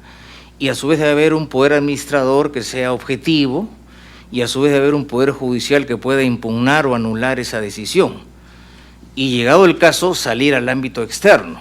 Pero más allá de eso no veo qué más hay, porque hay mucho en la democracia que depende, digamos, de la conducta y de los respetos, ¿no? ¿Usted consideraría que ese procedimiento tiene, por ejemplo, que garantizar la no discriminación, el debido proceso, el derecho Sí, a contradicción? evidentemente, claro. Son conquistas de la sociedad, no discriminación en todo sentido, ¿no? Debido proceso en todas las situaciones, ¿no? El debido proceso necesita, básicamente un ordenamiento previo, transparente, claro, equilibrado, etcétera, que permita a todo esto llegar a un buen término.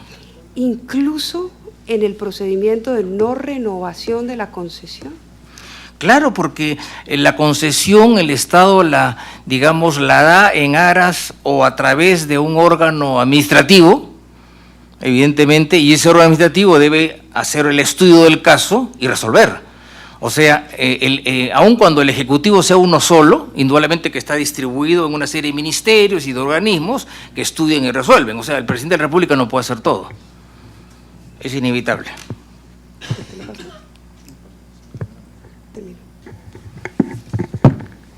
No tenemos más preguntas. Muchas gracias, señor presidente. Muchas gracias, señor comisionado. Muchas gracias, señora relatora. Tienen la palabra para hacer sus preguntas los señores representantes de la presunta revisión. Muchas gracias, presidente. Buenas tardes, profesor García Belaúnde. También me uno a las palabras de la doctora Botero, agradeciendo su presencia acá. Quería preguntarle por los parámetros o los estándares que deben regir al Estado en relación con la administración del espectro radioeléctrico. A la hora de determinar una concesión para radio o televisión, ¿qué peso debe tener el pluralismo? ¿Qué peso debe tener, en cambio, el gusto o disgusto del gobierno? O, puesto en términos más amplios, que un medio determinado pueda integrarse al plan político, al programa político del gobierno, frente a otros que sean distintos y no quieran integrarse. Bueno, hay varios criterios, ¿no? Yo diría criterios administrativos, criterios legales, criterios políticos, que deben ser objetivos, o sea, conocerse con anticipación. Pero para mí, entre los muchos que ha mencionado, para mí el de pluralismo es el más importante, porque el pluralismo, que es un concepto que está básicamente unido a lo que es la sociedad civil, es la capacidad de que en una sociedad determinada existan diversas voces que puedan opinar de manera diversa en temas distintos. Y la misión del Estado es precisamente que eso exista. O sea, de por sí, el ser humano es muy distinto. El ser humano es muy distinto y piensa distinto, aún con los amigos íntimos o los hermanos encontramos diferencias. Entonces, eso debe respetarse a nivel de la sociedad civil para que simplemente se fortalezca el espíritu democrático, y el Estado debe permitir eso precisamente en función a los fines que persigue, ¿no? Para mí lo más importante es el pluralismo. Yo en ese sentido me parece que el Estado no debería guardarse para sí muchas frecuencias, más aún si las hay, porque hoy día los espacios han aumentado mucho, porque el Estado, como decía algún antiguo pensador, en la relación Estado-persona, el Estado es la parte fuerte. Entonces el Estado justamente es el que debe estar, digamos, debidamente amarrado, por así decirlo, no amarrado, sino protegido, o mejor dicho, limitado, para que el particular pueda accionar frente al Estado, porque el Estado es la parte fuerte siempre. Entonces, el Estado le corresponde promover el pluralismo, que para mí es pluralismo político fundamentalmente. O sea, la posibilidad de que haya un diálogo en la sociedad civil y que se prepare para que ese gobierno cada vez sea mejor. Profesor, gracias. Profesor, usted hizo alusión en su intervención que los mecanismos estos indirectos o de desviación de poder podían afectar no solamente a la libertad de expresión, sino a cualquier otro derecho. La pregunta que le hago es si es concebible entonces que un mecanismo indirecto de violación de la libertad de expresión sea también simultáneamente un mecanismo indirecto de violación o de restricción ilegítima de otro u otros derechos. Bueno, esa es una buena pregunta. Mis amigos penalistas, porque yo no lo soy, me dicen que normalmente cuando uno comete un delito, hay varios delitos que se le juntan por accesión. Igual, o sea, cuando uno restringe la libertad de expresión, automáticamente roza con otros derechos. ¿Por qué? Porque los derechos no están en estado puro. Entonces, si es una cadena de televisión, indudablemente ahí está afectando el derecho al trabajo, la libertad de contratación, el derecho de propiedad, ¿no es cierto? Y hasta el derecho de tránsito eventualmente, sí que uno no puede entrar a su propia oficina. O sea, los derechos no están en estado puro, lamentablemente, o felizmente, no lo sé. Entonces, al afectar la libertad de expresión como bien fundamental, se afecta a otros, no a todos, sino a algunos más como los que he mencionado. Muchas gracias. ¿Conoce usted en América Latina o en América en general, o incluso en Europa, un Estado que esté legalmente facultado para negarse a renovar una concesión de televisión fundado en que se trata de una emisora crítica de la gestión del gobierno? Bueno, muchas gracias. Es una pregunta muy interesante. No podría decirle de Europa, mi impresión es que no tengo esa información, y de América Latina la información que tengo es que eso tampoco sucede. Más bien hay una discrecionalidad del Estado, que discrecionalidad no es arbitrariedad. La discrecionalidad de, bajo ciertos criterios, ordenar los espacios de que se tiene, pero no conozco honestamente en detalle. En el hipotético caso en que en la misma fecha se venzan concesiones de televisión de idéntica duración de emisoras que cubren el mismo espectro en el territorio nacional, ¿considera usted que es legítimo que una de esas emisoras vea renovada su concesión y otra no, sin que medie una diferencia distinta a la de una posición crítica de la una y no crítica de la otra frente al Estado? Bueno, aparentemente habría una discriminación, ¿no? Pero habría que ver el caso concreto. Pero en principio habría una discriminación, o sea, una violación al principio de igualdad. Profesor García Belaúnde, usted habló de los medios públicos de televisión. ¿Cree usted que contribuye al pluralismo, en su experiencia, que contribuye al pluralismo el que a la hora de renovar una estación de televisión se le cancele la renovación y se le otorgue a un medio gubernamental? Bueno, no solamente es de mal gusto, sino en realidad que yo creo que era innecesario de ser el caso, porque el Estado tiene otras posibilidades, ¿no? Lo que yo he visto en algunos casos contados es que cuando no hay renovación, ese espacio, esa frecuencia queda en el aire, ¿no? O sea, no la toca nadie. Después se saca a concurso o una licitación y vienen otros pretendientes y se otorga la frecuencia a otro titular, pero eso de que se le acaba un titular y viene un público, eso se ve mal en principio, porque el Estado no tiene por qué tener canales de televisión, eso no es su función, ¿no? Sí, pero le preguntaba sobre el tema de este tipo de decisiones y el pluralismo, y si en su experiencia, digamos, como catedrático, incluso su propia experiencia en el Perú, tiene alguna conclusión que ofrecer sobre esto a la Corte. Bueno, yo he tenido algunas experiencias que sería muy larga contarlas. Una de ellas fue cuando el gobierno militar en el año 74 asaltó los medios de televisión y los periódicos y los hizo suyos durante 6 años, en la cual la noticia era parametrada, pero algunos no decían nada porque el gobierno se llamaba revolucionario, pues ese es el problema, era una palabra de moda en aquella época. Pero yo pienso que básicamente el Estado lo que tiene que hacer es permitir el pluralismo, y el pluralismo no se permite teniendo más canales, eso no tiene sentido.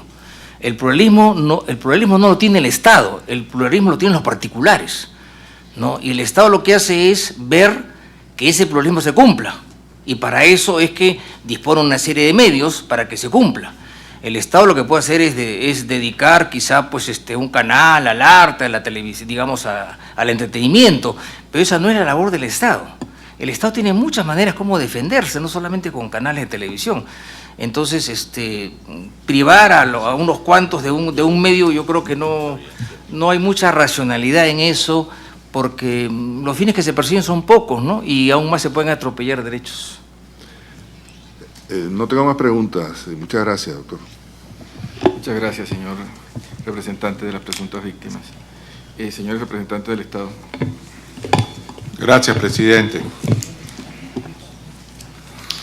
Diga el perito si recuerda haber señalado en esta corte esta expresión: en el mundo globalizado ha demostrado que no hay Estado soberano. ¿Ese es verdad su criterio? ¿Es cierto que usted dijo eso o no? Bueno, claro que lo dije, pero esa frase es una síntesis de varios libros de lectura que no sé si usted los habrá tenido. Pero indudablemente, si usted me pide una precisión, con el respeto que usted me merece, le diría de que eso hay que matizarlo. O sea, ya en el mundo, en el Estado postnacional, la soberanía se ha replanteado, por así decirlo.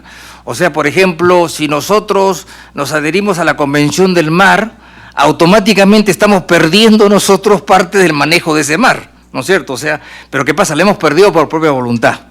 Entonces, en forma figurada, yo decía que la soberanía, por lo menos en el sentido pues de Bodino, ¿no? de Grocio, ya eso no existe. Hay otro tipo de soberanía, ¿no? Mediatizada. Disculpe. Ok. O sea que la convención que crió esta Corte, la Convención Americana sobre los Derechos Humanos, todos los países que firmaron esta convención perdieron su soberanía, según su criterio. No he dicho eso. Lo que digo es que los estados soberanos se reunieron para hacer una convención que tenía antecedentes el año 48 en Bogotá, y de propia voluntad decidieron ceder parte de su soberanía en estas materias a un órgano internacional, pero con una característica, y es que solamente se puede llegar a esta instancia agotada la vía interna, con lo cual se salvó al Estado, por así decirlo. Pero esto, ¿por qué se hizo? Porque esta globalización tiene algo bueno, y es que al escapar de los límites del Estado, nos sometemos a otros órganos que más o menos pueden ser algo más objetivos, como por ejemplo las cortes internacionales de arbitraje, ese tipo de cosas. O sea, no he dicho que hayan perdido soberanía, lo que digo es que fue una voluntad de los estados y la han mantenido, pero tienen otras. O sea que esta convención no fue firmada por Estados Unidos ni por Canadá, porque no quieren perder soberanía, ¿verdad? No, el caso de Canadá y Estados Unidos es distinto. Curiosamente, la comisión tiene su sede en Washington. Y no ese es el motivo. En el caso de Canadá sería muy largo, pero en el caso de Estados Unidos, yo diría que es el problema del imperio, ¿no?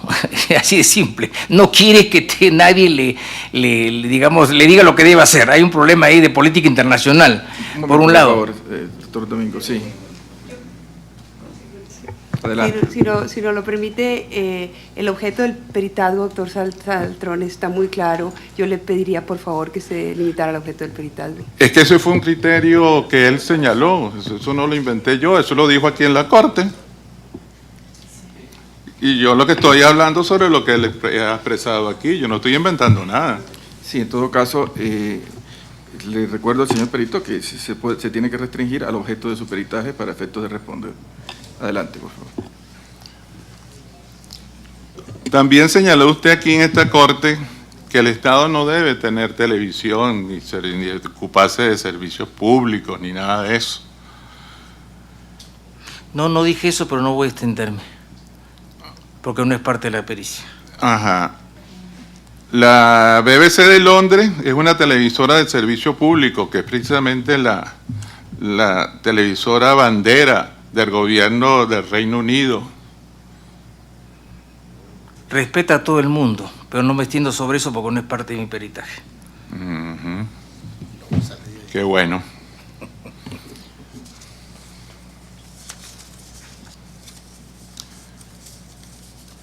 La alta concentración en manos de medios privados, de medios de comunicación, no restringe la libertad de expresión según su criterio. No he tocado el tema, es otro asunto y no es materia de mi peritaje.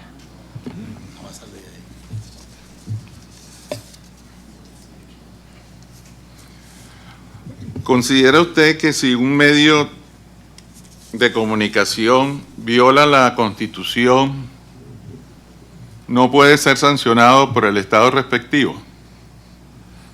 Yo creo que sí, pero para eso existen los medios administrativos, civiles y penales. O sea, si un canal, inclusive hay muchos casos en los cuales las personas naturales agraviadas denuncian al director del programa penalmente y obtienen una sentencia penal, pero eso sí, evidentemente, es la responsabilidad.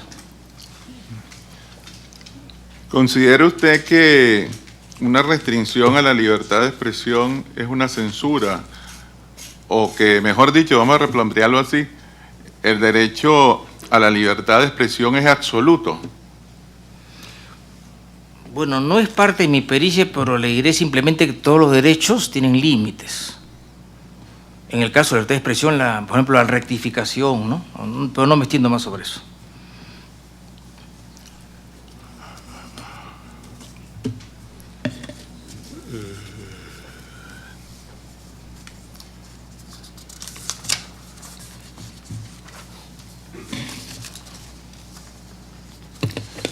Según su criterio, ¿es necesaria la creación o tener una empresa de comunicación social, de comunicación, para el ejercicio de la libertad de expresión? No he dicho eso.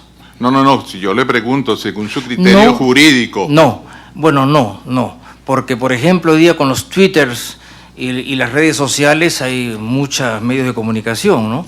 Pero para digamos, para lo formal, como es un periódico, una radio o una televisión, sí se necesita una infraestructura económica y administrativa, ¿no? Según su criterio y su experiencia, el otorgar una concesión de espectro radioeléctrico de manera perpetua o indefinida no es violar la libertad de expresión. Yo no he pensado nunca que sea indefinido perpetua, ¿no? Pero yo, más que, si existiese eso, más que violarse la libertad de expresión, se estaría violando los derechos de los demás que quieren tener acceso a ello, que es otra cosa, los particulares, ¿no?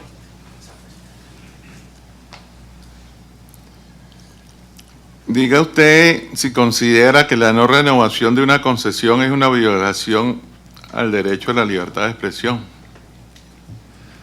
Depende cómo se haga.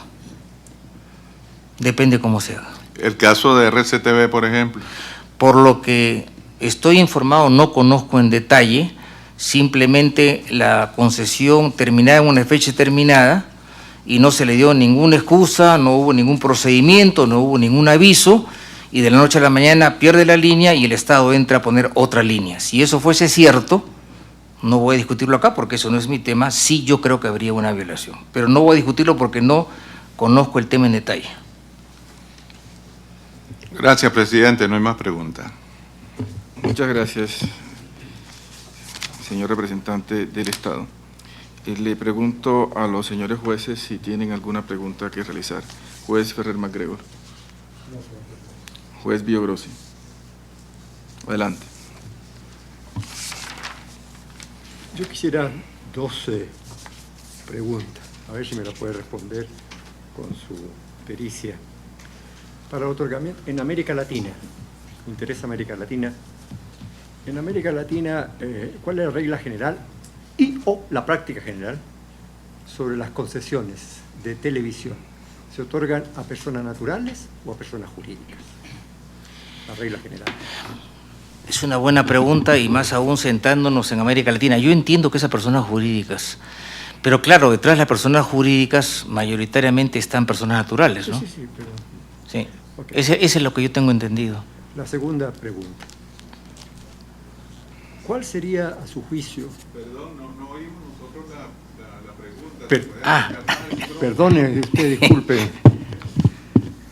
Le había dicho la pregunta si en América Latina La norma general y la práctica, porque eran las dos cosas, era si a quiénes se otorgaban las concesiones en televisión, si persona natural o persona jurídica. La respuesta ha dicho que parece que la práctica es persona jurídica. Así es. La segunda es, ¿cuáles serían las similitudes y diferencias entre el concepto y realidad, para los efectos de otorgar concesiones, de libre competencia y pluralismo? Bueno, esa es una pregunta muy complicada. Acá hay muchos criterios, ¿no? Yo lo enfocaría de esta manera sin que eso significa que sea lo correcto, es lo que yo pienso. Así que me disculparán los que no participen de opinión. Para mí el concepto de libre competencia está unido al mundo empresarial, al mundo mercantil. La libre competencia significa que es propio de una economía de mercado o de una economía social de mercado, en la cual pues no hay subsidios, sino simplemente el más capaz a la larga logra imponerse. Y eso está en todo negocio, e inclusive hasta en las universidades, públicas y privadas, ¿no? O sea, las que son más eficientes tienen más alumnado, es obvio, y las que tienen mejores exalumnos son las que tienen más prestigio. Mientras que para mí el pluralismo, como yo lo entiendo, es básicamente un concepto político. Claro, puede usarse figurativamente en otro tipo de cosas, pero para mí el pluralismo es básicamente político, o sea, es la condición de una sociedad democrática para que subsista, que significa no aplastar al prójimo, sino permitir que el prójimo se exprese en un diálogo entre opiniones y que cada uno respeta las de los otros, porque cambian los gobiernos, cambian las personas, y hoy día la opinión mayoritaria puede ser mañana la opinión minoritaria, y así sucesivamente. Entonces, para mí son dos cosas distintas. Tendrán algún símil, pero para mí la libre competencia está unido básicamente al mercado, digo no exclusivamente, sino básicamente al mercado, y el pluralismo está básicamente unido a lo que es la sociedad política, a lo que es el régimen democrático. Muchas gracias. A usted. Gracias, Eduardo. Juez Alberto Pérez. Juez García Sayán. Gracias, presidente. Buenas tardes, doctor García Belaúnde. No puedo dejar de seguir con el tema que ha mencionado mi colega Albío y ver si escuchamos una reflexión sobre un tema a partir de una jurisprudencia de la Corte. La Corte ha dicho de manera reiterada algo que voy a citar.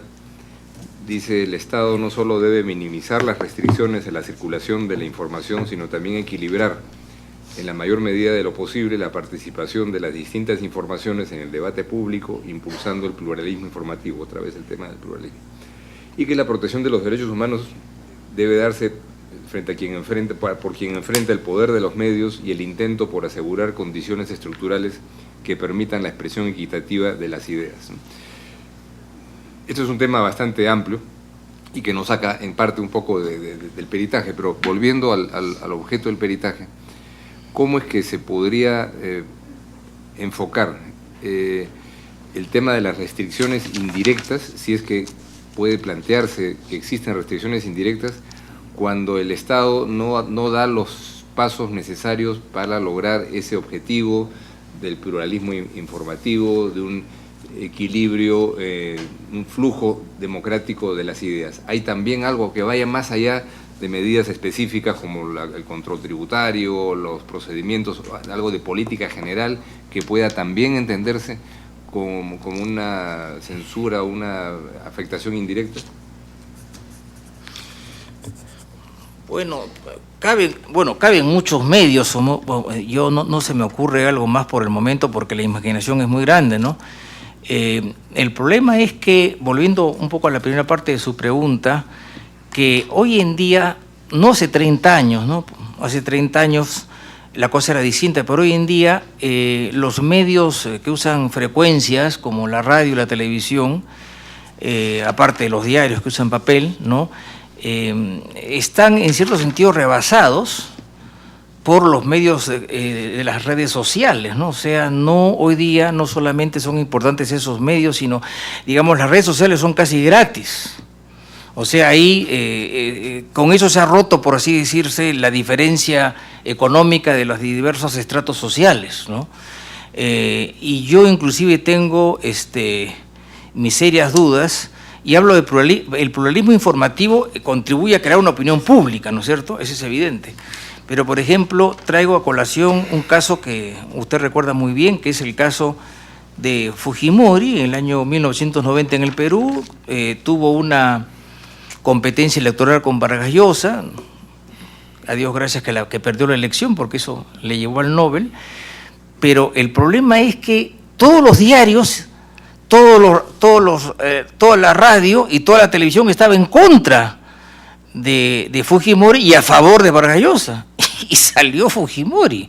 Eso significa que todos los medios no pudieron impedir que llegara ese al poder. Entonces ahí yo me puse a pensar que el poder de los medios es relativo. Es relativo. En fin, no sé si esto le he contestado en una pregunta tan larga, pero sí, me puede replantear con mucho gusto. Muchas gracias, doctor García Berlán. Eso es todo, presidente. García Sayán. Juez Manuel Ventura. No, señor presidente, muchas gracias. También no, muchas gracias, señor presidente. De acuerdo con su conocimiento del derecho constitucional y del derecho internacional y del derecho comparado en general, me gustaría escuchar su opinión sobre unos aspectos. Si un gobernante se ve agredido o afectado por la actuación de un medio de comunicación y expresa ese malestar, esa discrepancia, esa molestia, eso supone la dificultad o la imposibilidad o supone restricciones a los órganos administrativos y judiciales que tengan que decidir asuntos en donde esté involucrado ese órgano. Esa problemática, ¿cómo se manejaría? Bueno, en primer lugar yo pienso que cuando una emisora de televisión critica a un presidente, a un ministro, debe hacerlo en términos conceptuosos, porque al fin y al cabo el presidente representa al país, ¿no? O sea, yo no me imaginaría, por lo menos yo no lo he visto, de que se maltrate pues, a un alto mandatario. Aunque en los programas cómicos sí lo hacen, pero ese es otro problema, ¿no? Entonces, si hay ese tipo de conductas, yo creo que lo básico son los remedios administrativos, que los hay multas, por ejemplo, hay cierres temporales, ¿no? Hay denuncias civiles que son patrimoniales, daños y perjuicios, y hay denuncias penales. En el Perú, que me parece que tenemos una buena democracia, hace un año, a una periodista que empezó a burlarse y tomarle cosas ocultas a un famoso futbolista, le hizo perder un contrato de fútbol muy importante que tenía con un club italiano y la metieron a la cárcel.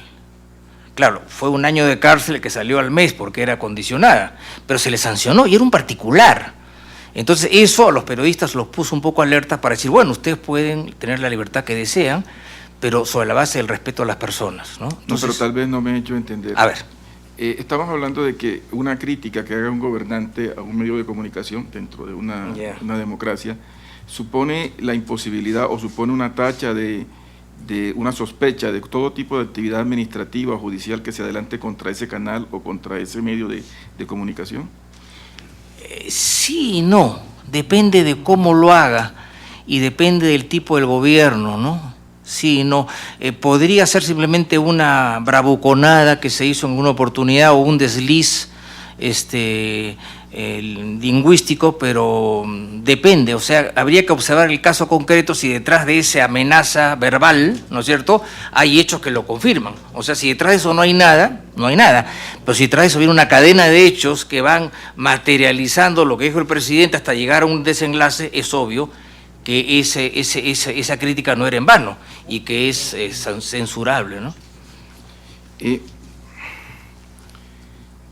Usted señalaba una idea según la cual siempre, si no es así, por favor le pido que me lo aclare, toda decisión que suponga disposición de cualquier manera de un medio de comunicación, particularmente un caso como el que actualmente tenemos, un canal de televisión,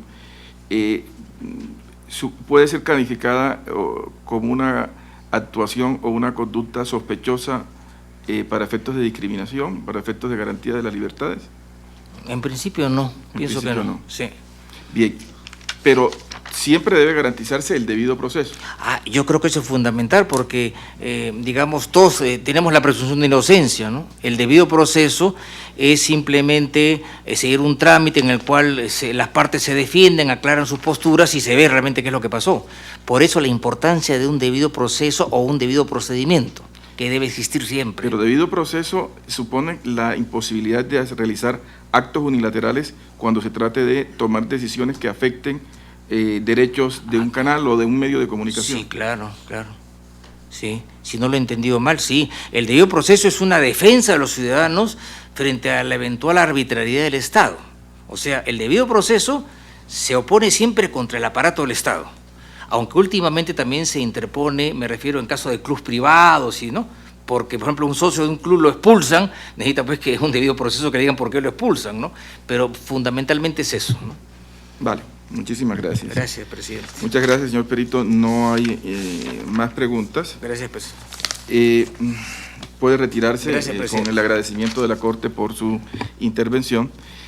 Haremos un receso de 10 minutos y continuamos con el siguiente perito. La Corte se retira.